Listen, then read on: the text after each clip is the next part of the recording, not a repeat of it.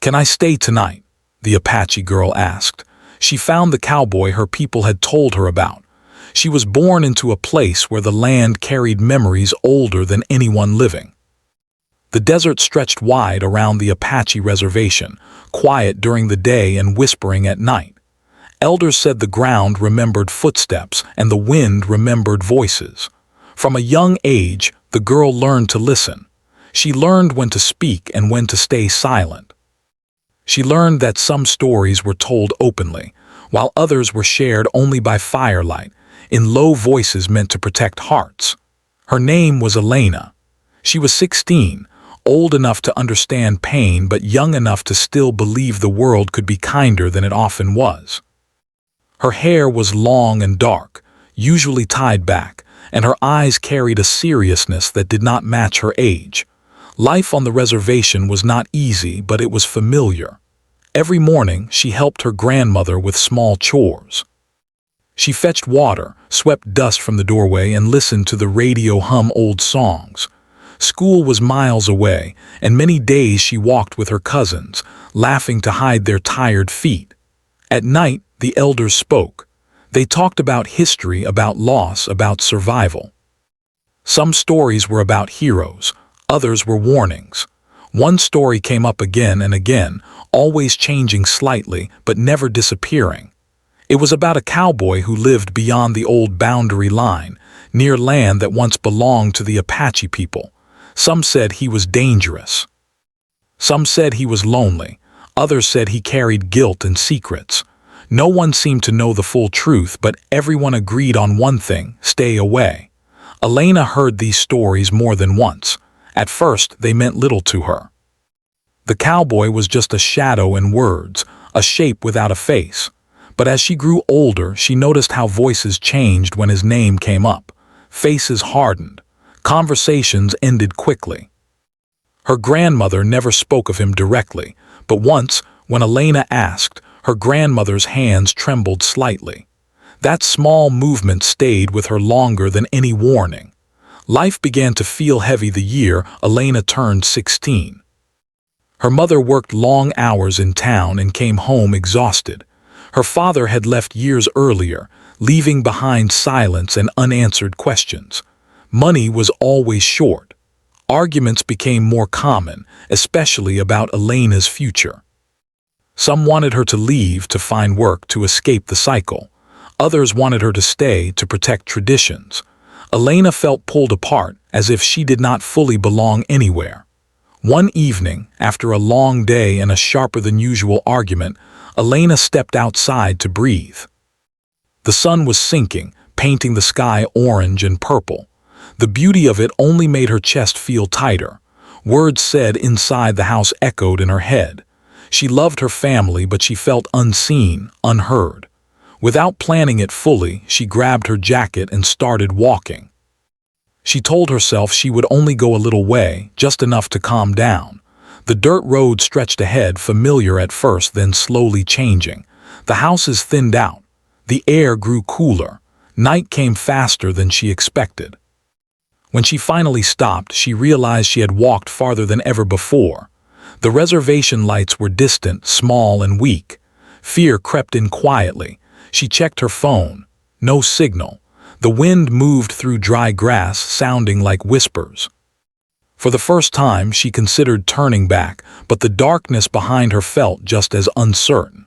She hugged her jacket closer and continued forward, guided only by instinct and the faint outline of a building in the distance. As she got closer, the shape became clearer. A small ranch house stood alone, worn by time and weather. A fence leaned to one side. An old truck sat near the porch. Light glowed from a single window. Her heart began to race. She knew somehow that this was the place from the stories. The land felt different here, heavy. Still, she stopped several times before reaching the porch. Every warning she had ever heard rushed back to her. Her feet felt rooted to the ground. But another thought rose stronger than fear. She had nowhere else to go. Night had fully settled, and the desert was not forgiving to those alone after dark. With shaking hands, she stepped onto the porch. The wood creaked under her weight. She raised her hand and hesitated. For a moment she considered running, but then she knocked. The sound echoed louder than she expected. Silence followed. Seconds stretched long. Just as she wondered if no one was home, the door opened. The man standing there was not what she imagined. He was tall but not intimidating. His hair was gray at the edges, his face lined by sun and time. His eyes were sharp but tired. He looked surprised, then cautious. He did not speak right away. Elena swallowed hard. Her voice came out softer than she planned. "I'm sorry," she said. "I didn't mean to bother you." The cowboy studied her, taking in her age, her fear, the dust on her shoes. "It's late," he said calmly. "I know," she replied. I got lost." Another pause. The wind blew between them. Somewhere in the distance, an animal called out. "Where are you from?" he asked. She hesitated. "The reservation." Something flickered in his expression. Not anger, not fear, something like recognition. He nodded slowly.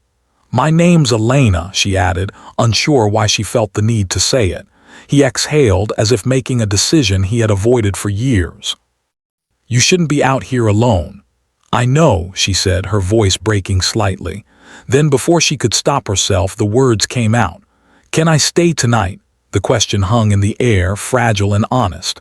It was more than a request for shelter. It was a leap of trust. The cowboy looked past her, toward the dark land behind her, then back at her face. He seemed to weigh the past against the present. Finally, he stepped aside. "Just for tonight," he said. Relief flooded her so fast her knees felt weak. She stepped inside, crossing a line she did not yet understand. The door closed behind her with a soft sound, sealing her into a place full of quiet, history, and truths waiting to surface. The room was warm, much warmer than the cold air outside. A small lamp on a wooden table filled the space with soft yellow light. The walls were plain, holding a few old photographs and a calendar from years ago. Everything looked simple, quiet, and lived in. Elena stood just inside the door, unsure where to place her feet, unsure of herself. The cowboy closed the door gently and locked it. The sound made her tense, but she reminded herself she had asked to be here. He noticed her stiff posture and spoke calmly. "You can set your bag down there," he said, pointing to a chair near the wall. She nodded and did as he said. Her hands were still shaking slightly. She folded her jacket over the chair, trying to look calm even though her heart was beating fast. "I'm Thomas," he said after a moment. "Most folks around here just call me Tom." "Thank you," she replied quickly, "for letting me stay." He nodded once, then walked toward a small kitchen area connected to the room. The house smelled faintly of coffee and wood. Elena watched him move, noticing how careful and quiet he was, as if he didn't want to disturb the walls themselves. "You hungry?" he asked without turning around. She hesitated. She hadn't eaten since afternoon, but she didn't want to ask for too much. "A little," she admitted. Tom opened a cabinet and took out some bread and a small pot. "I don't have much," he said, "but it's enough."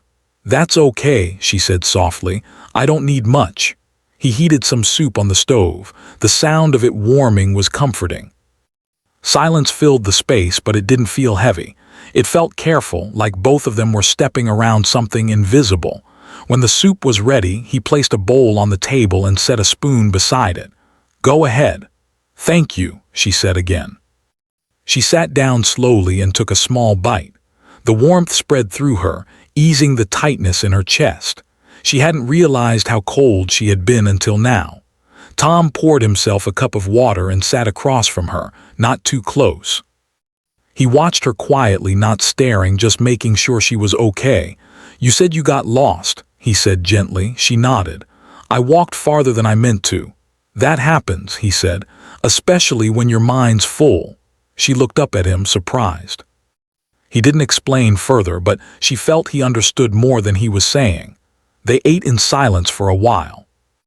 Elena noticed small details, the way the table had scratches from years of use, the way Tom's hands showed signs of hard work, the way he listened even when no one was speaking.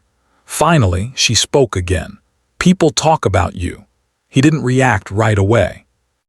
His jaw tightened slightly, then relaxed. I figured they would. They say different things, she added quickly. Not all the same.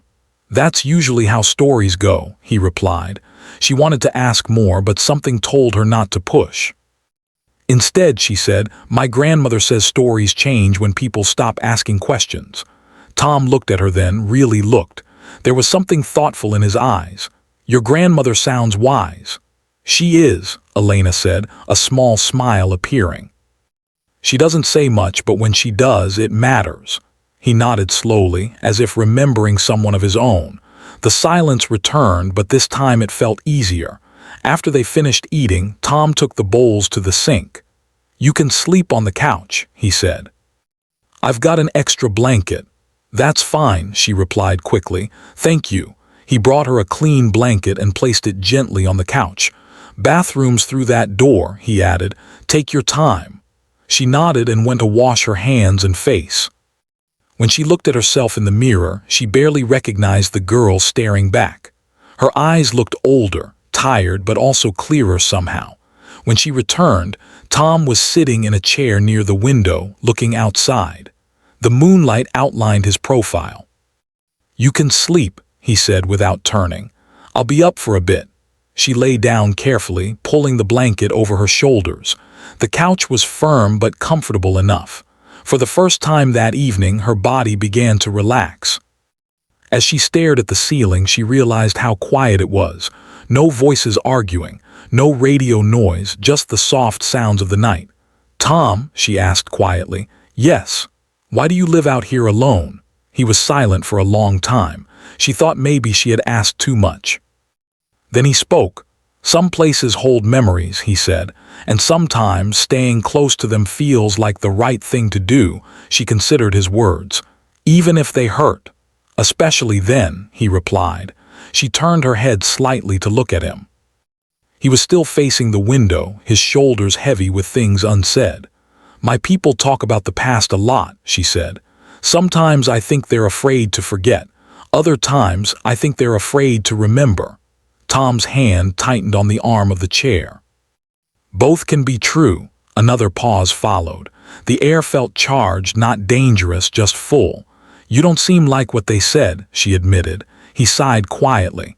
People usually see what they expect to see. She thought of all the stories she had heard, all the warnings. None of them mentioned a man who offered soup to a tired girl or gave her his couch without questions. I didn't mean to cause trouble, she said. You didn't, he replied firmly.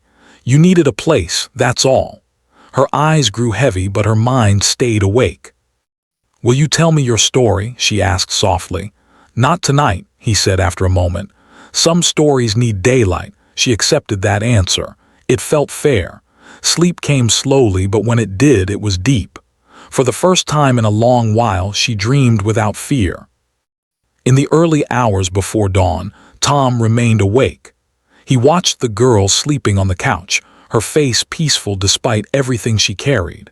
He thought about the past he had tried to leave untouched and wondered if it had finally found him again.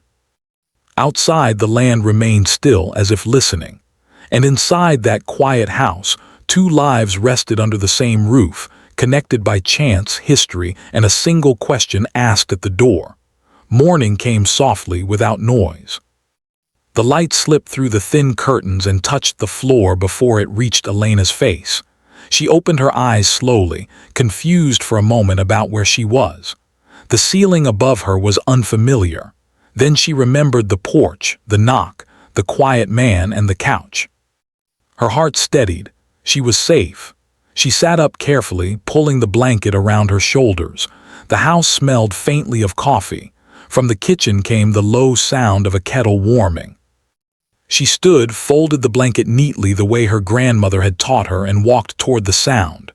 Tom stood at the counter, pouring hot water into a cup. He turned when he heard her steps. "Morning," he said. "Morning," she replied, her voice still sleepy. "You sleep all right?" she nodded. "Better than I expected." "That's good," he said. He set another cup on the table. "Coffee's strong. If you don't like it, there's tea." "I'll try the coffee," she said with a small smile. They sat across from each other again, the same table, but the feeling was different. Daylight changed everything. The shadows that filled the room the night before had faded. The house looked smaller, more human. The photographs on the wall were clearer now. Elena noticed one in particular, old and slightly faded.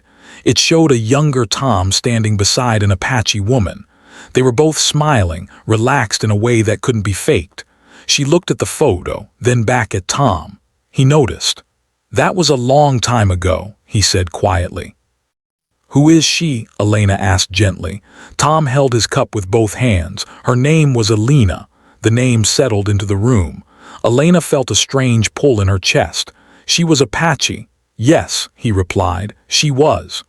They sat in silence again, but this time it wasn't careful. It was heavy, full of meaning. "My grandmother's name was Elena," Elena said slowly. Tom's eyes lifted sharply. He stared at her, his face pale.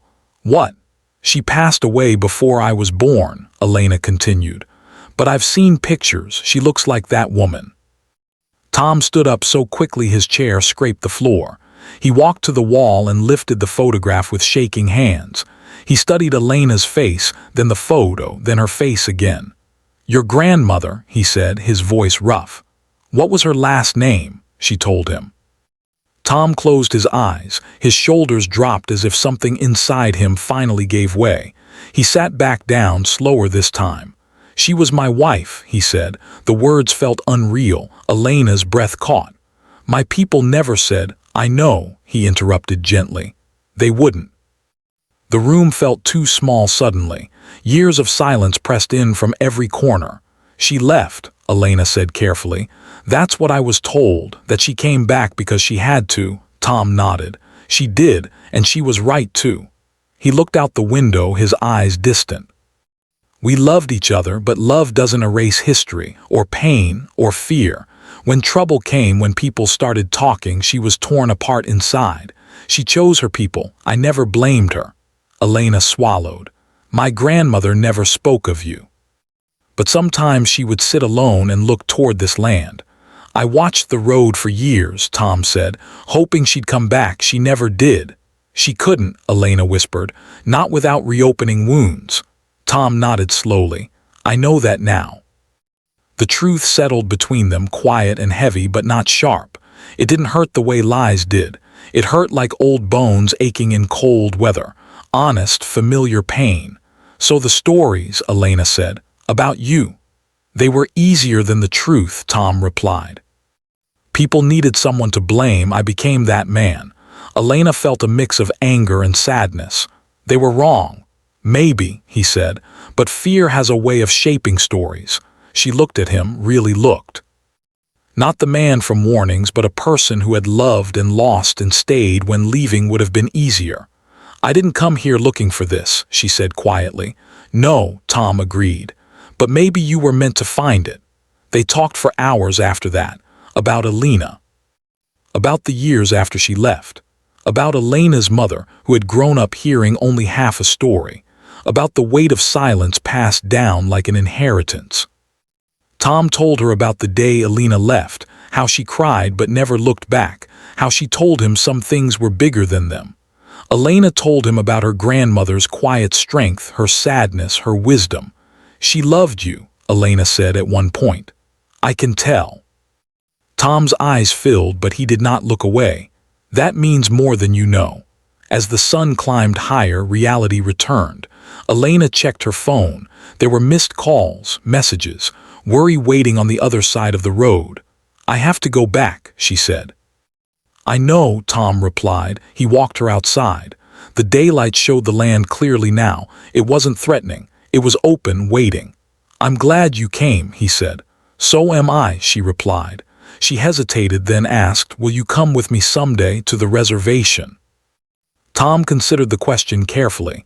"If I'm invited," he said. "I'll make sure you are," she said. She started down the road, then turned back. "The stories will change," she added. "I'll make sure of that." Tom watched her until she disappeared into the distance. For the first time in years, the land around him felt lighter. And as Elena walked home, she knew she carried something powerful with her now. Not a secret, but a truth. One strong enough to reshape the past and brave enough to face the future. When Elena returned to the reservation, the sun was already leaning toward afternoon. Dust clung to her shoes, and the road behind her felt longer than before. Every step carried weight. She was not just walking home, she was carrying a truth that had slept for years and now refused to be quiet. As soon as she reached the first house, she saw worry written everywhere. Her cousins rushed toward her, questions spilling out all at once. Where had she been? Was she safe? Why didn't she answer her phone? Elena tried to respond calmly, but her voice shook. She promised she was fine. She said she just needed to talk to her family. Her mother hugged her tightly, relief and fear mixing together. Her grandmother sat quietly on a chair near the door, watching Elena closely, as if reading something new in her face. Elena met her grandmother's eyes, and in that moment she knew she could not stay silent. That evening, the house filled with family. The air was thick with concern and curiosity. Elena waited until everyone settled. Her heart pounded so hard she could hear it in her ears. When she finally spoke, the room grew quiet.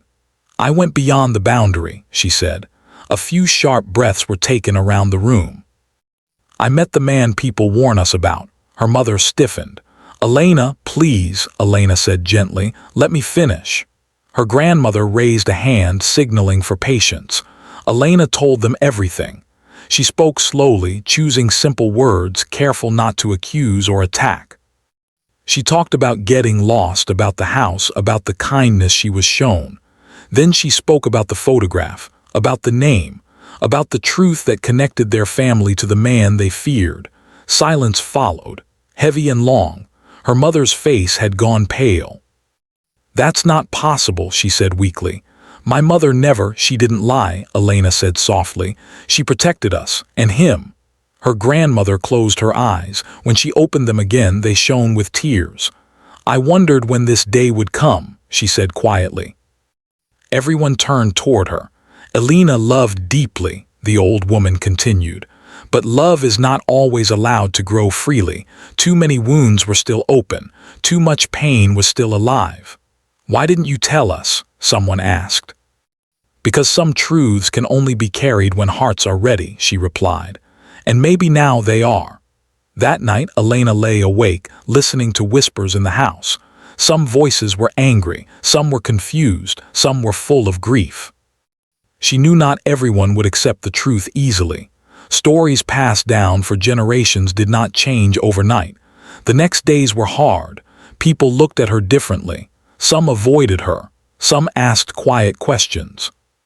A few accused her of being foolish, of bringing trouble back with her. But there were also those who listened. Those who remembered Elena's sadness.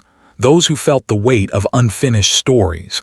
Elena stayed strong. She spoke calmly. She repeated the truth again and again, never raising her voice. She reminded them that understanding did not erase the past, but it could soften it. Meanwhile, Tom felt the change even before he heard a word. The land around his ranch seemed restless, as if sensing movement beyond sight. He woke early each morning, standing on the porch longer than usual, looking down the road. Days passed. Then one afternoon, a truck approached. It stopped at the edge of his land. Tom's chest tightened. Two elders stepped out slowly. Their faces were serious, guarded but not hostile. Tom walked toward them, his steps steady but his heart racing. "We're not here to argue," one elder said. Tom nodded. "I wouldn't expect you to." "We're here because a young girl asked us to listen," the other elder added. Tom exhaled slowly. "I'm glad you did." They talked outside under the open sky. Words were careful at first, then more honest. Tom did not defend himself. He did not accuse. He simply told the truth as he lived it, about Elena, about staying close to the land, about respecting boundaries even when it hurt. The elders listened, truly listened. "You stayed," one of them said finally, "when many would have left." "I owed it to her," Tom replied. "And to myself." When they left, nothing was fully resolved, but something had shifted. The silence between the land and its people had cracked open, letting light in. Back on the reservation, Elena felt both relief and exhaustion. Carrying truth was heavy work. One evening she sat with her grandmother watching the sky change colors. "You did something brave," her grandmother said. "I was scared," Elena admitted. "Bravery is not the absence of fear," the old woman replied. "It is walking forward anyway." A week later, Elena returned to the ranch. This time she was not alone. She walked with purpose, her head high. When Tom saw her coming, a small smile formed, one filled with gratitude and respect. "They listened," she said simply. "That's more than I hoped for," he replied. They stood together, looking out over the land that had held too many unspoken words. The past was still there, but now it was no longer silent. And for the first time, both of them felt that healing, though slow, had truly begun. The change did not happen all at once. Healing never does. It came slowly, like rain after a long, dry season. Some days were quiet and hopeful. Other days felt heavy again. But something important had already shifted, and it could not be undone. Elena returned to her daily life, but she was no longer the same girl who had walked down the dirt road in anger and confusion. She listened more closely now. When people spoke about the past, she heard not just words but feelings hidden underneath. Pain, fear, loss. She understood that many people were not holding onto old stories because they wanted to hurt anyone, but because letting go felt like losing a part of themselves. At school, some classmates whispered about her. A few avoided her. Others asked careful questions. Elena answered honestly but kindly. She never forced the truth on anyone. She had learned that truth worked best when offered, not pushed. Her mother struggled the most. Some nights she cried quietly, sitting at the table long after dinner. Elena would sit with her, holding her hand. They talked about Elena, about the things she never said out loud, about the weight of being a child caught between worlds.